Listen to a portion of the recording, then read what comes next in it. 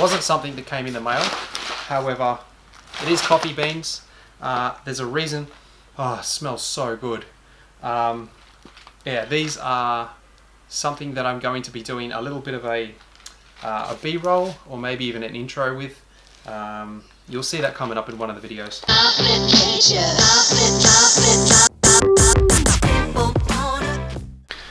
I've been saving this week's mail so that I can do a bit of an unwrapping and show you what I got. Most of it is bike related for this guy here. However, there is going to be a few things in there that may not be. They may be photography, GoPro related or something for, I don't know. But basically that there is what I'm really excited about unwrapping. It's a vinyl. It's a vinyl photography backdrop. And it's, I don't know if you've seen my other video, but there's actually a roller blind that sits all the way across the top there. And I installed that and showed it on a video how to cut it down, but that was to fit this guy.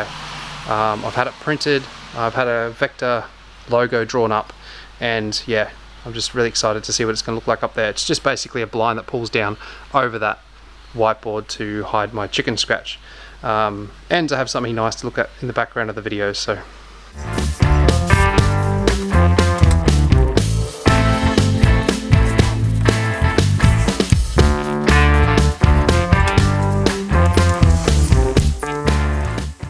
So late last night I stayed up and I ended up getting the blind, pretty much the vinyl put on the blind itself. However, I put it the wrong way around. I ended up putting the little strip that goes on that holds it inside the actual aluminium tube. I put it on the wrong end, or at least I thought I did. So then I took it off and then I put it back at the other end and I was like, no, I had it right the first time. So I didn't record any of the process and I didn't really want to show what it was because at this stage I just wanted to make the reveal and just show you what it looks like when I roll it down. So I'll do that now. Ta-da! This is a vinyl. This is a photography backdrop vinyl. I had the Vector logo drawn up so that I could blow it up as big as I wanted within reason. So where I got this vinyl from was an Australian-based company. They have so many different varieties of just timber and designs. So if you want something, the chances are they've got something similar to what you're after, if not exactly what you're after. It is the largest backdrop company in Australia for vinyl and this kind of thing. So if you send them a vector image, a logo of something that you want printed on one of these, then they can do it. And yeah, I'll leave a link in the description so you can just go and check that out if you want to. Just like I have for a YouTube channel or a backdrop for a bedroom or your garage like this. But yeah, and there's another video that I've put out just recently on how to cut down a blind to length so that you can fit it to wherever you want to put it if you buy one that's too long. If not, you buy it the right length, then you can just install these things on, and it's pretty simple. So let me know what you think about it. And because it's going to be in a lot of my videos, I just wanted to share the process of how to cut that blind down and installing it, and then obviously doing the reveal. So hopefully you like it. But for now, I am going to work on a mail time. I got a bunch of stuff in just recently. There is some photography stuff here that's kind of, I guess, bike related because I'm shooting these videos, so it's kind of for what I'm doing right now. But I just want to quickly talk to you about these two cameras here. So I'm going to move the camera for now. The reason this has a little bit of a curve coming in this way is purely because it was rolled up. When it turned up, it was rolled up that way. So by me rolling it back up the other way and leaving it there for a length of time, it should correct itself and it will be nice and flat. So just in case you're wondering about that. Alrighty, let's get stuck into cutting these open. I have a Gopro Hero 4 which I attached to my helmet for the Moto vlogs, and this is a mic adapter. I've seriously gone through about 3 of them. The reason I'm looking over there is I've got a pile of them over there that I'm just trying a bunch of them to try and find one that works. GoPro was very smart in their way of building these things, that the micro USB plug that goes in the side just does not fit and work for most of these mic adapters. You have to buy the genuine mic adapter. However, I don't think GoPro make them anymore, so It may be stepping up to a GoPro 5 or 6. Anyway, it's just a C-clamp that fits on the little DSLR that I have. I only wanted this bit because it's kind of got a bit of an angle, and it's going to be kind of useful for the mic to sit underneath on the side of the camera. Just a little adjustable flasher unit for the CX500. I was having some troubles with the flasher unit that I had. That's the old flasher unit, and it's had a hard life, so I decided it must have filled up with water and got rusty, and sometimes the blinkers just won't work. Before I continue this, I want to talk about the camera just really quickly. I ended up buying myself an EOS M3. I did a lot of research on the reviews. The reason I went this way was because it's a mirrorless camera, and it's really light and it's really small, and it has the flip up screen so I can actually watch what I'm filming. Yeah, there's nothing worse than actually filming something and realizing that it's really dark, or you're not quite in frame, your head's been chopped off. So having that screen that flipped up was just an absolute must. I don't know if you've watched a couple of my other videos previously. There's been some focus issues. A little bit frustrating for me. I want the focus to be real snappy and quick. Although this camera is absolutely awesome, like I love it, it's great. I love the size, I love the fact that it's just so light. So I wanted to keep with that camera. So they made another one called the M6, almost identical, except it's got the newer focus, which is called the dual pixel focus, and it's the one they put in the top of the range EOS cameras. So I decided to upgrade. However,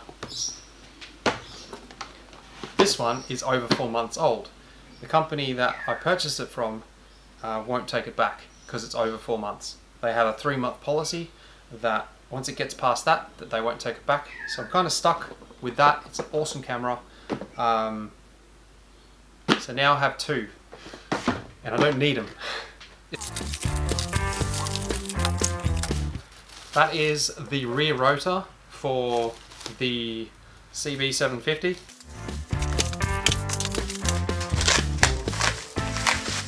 Magnetic vice jaw pads, so that you can actually put them inside your vise and hang on to things. And it's got a bit of grip there, and they're fairly cheap from Amazon.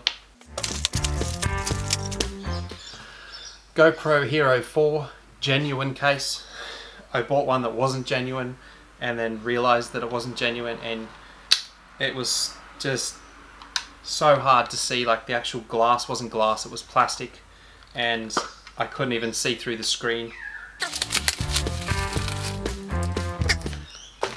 Another GoPro mic adapter. Sorry that there's not much bike stuff here. There will be.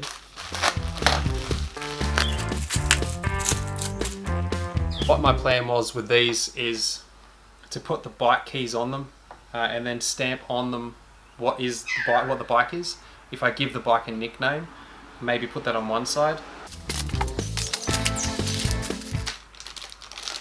This is just a rubber for the rear of the CX500. The one that I had is completely shagged. So this one, I know what it is because of where it came from, and I got a notification on my phone to say it was arriving today, but I don't want to open this on video just yet. I've been contacted by the company that owns these, and they've asked me to do a review, and I will do a review for them, but I'll open it, do a review, and show you guys what it is. I'm pretty excited about it. It's something that I will be putting on every single one of my bikes if it does work and does what it says it does. So stay tuned for that video. It's going to be awesome. Okay, so although this bike is getting a whole new setup, I still want to fix this problem that I'm having. Just for now, it's really wobbly and it's not really that nice to ride. It's sort of, when you've got the pressure on, it's okay, but it just sits there and wobbles, and I don't like it. So I'm going to fix it, and it won't take me long. But if you've got the same problem, it's something that you can do as well. Obviously, the hole that is meant to go inside of is just way too much play. So what I'm going to do is just make a little collar that sits inside here, just out of an old nut, and obviously then just put a new, I've got another nut that I've just found that will fit this same thread, that will go straight down, a little bit longer than this one only just bites. So yeah, got to do that now and show you how it's done.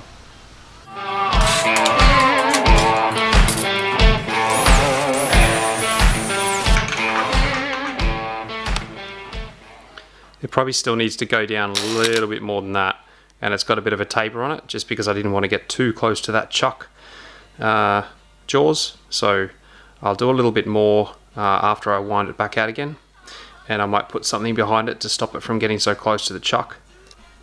So it still needs a little bit more to fit inside there. Not much, but obviously just a bit. So I'll work on knowing that that's my thickest piece and just now start taking down the other side where my thumbnail is.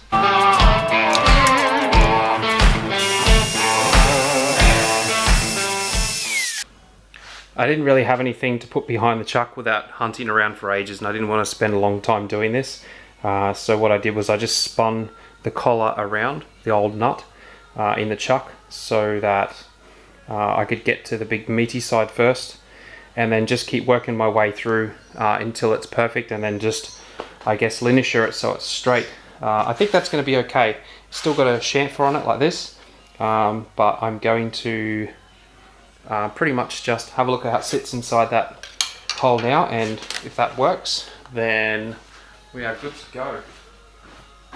Once I've done this, I'm just going to put this in the clamp and then just drill a hole straight through the center of it, a little bit bigger than the actual bolt itself, just so it's nice and completely open, and it's just going to be a collar then. Just had a quick look and it's still not quite there, so I'm just going to take a little bit more.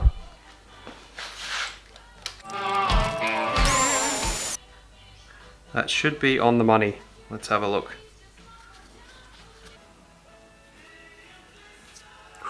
It's really hot. Ow, ow, ow.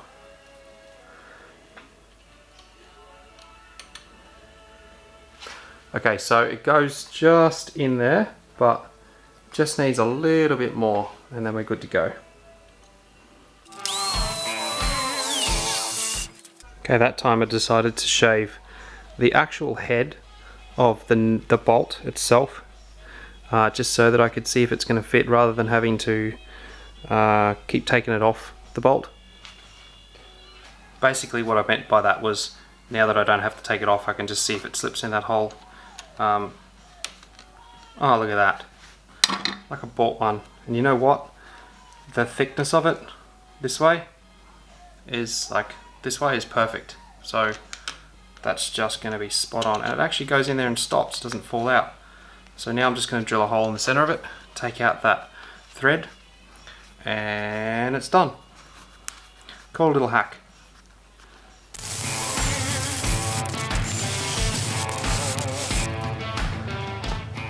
So now that I've chose the bolt that I want to use, and I've made the collar goes in there perfectly. I'm just going to put it in its new little home in there, slide it in place, do it up, and we're good to go.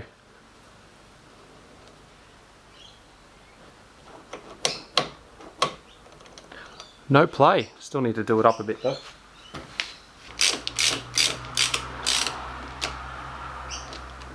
Looks like one of those afternoons.